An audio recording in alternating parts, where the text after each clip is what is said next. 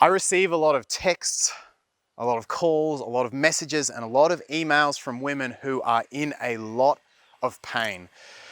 They are literally at their wits' end because their needs and wants are going unmet in their relationships because they cannot get a man's behavior to change. If this trend continues, it's common for me to see depression, anxiety, eating disorders, even addictions as a consequence. Today, I'm going to tell you a concept that you're going to hate me for initially and then end up loving. The truth is this: you can never change a guy's behavior. You can never change anyone's behavior. The more you take responsibility for someone else's behavior, the more pointless pain you're going to feel along the way.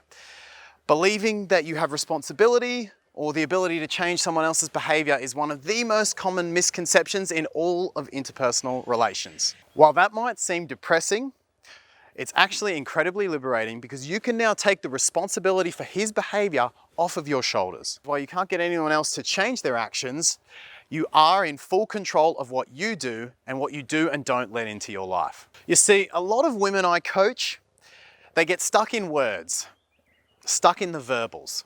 They say, "Mark, I tell him, but then he tries to turn it around and put it back on me." Or they say, "Mark, he says I'm the one being unfair.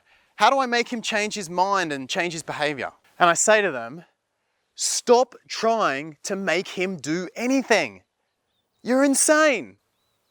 Okay, I don't tell them they're insane, but I tell them their idea is insane. Trying to control his actions is the equivalent to trying to control the weather. I say to them, would you be pissed off if you couldn't stop it raining tomorrow, if you couldn't stop the weather tomorrow?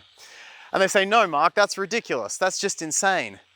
And I tell them, you literally have the same control over his actions as you do the weather. All you can change, I tell them, is yourself, your exposure to him, and your attitudes towards him. If you tell a man, "Hey, my needs aren't being met," and he turns around and puts that back on you or makes you responsible for that, that's okay.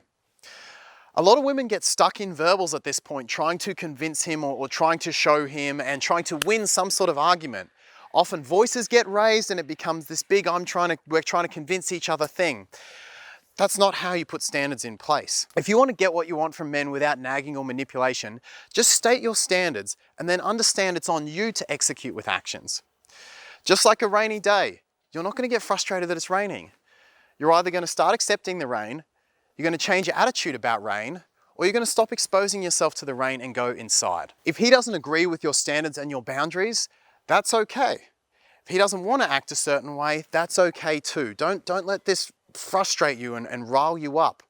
It's then on you to decide what you're going to do about it, and your reaction is your responsibility. You just state what it is and then decide what you're going to do if it's not met.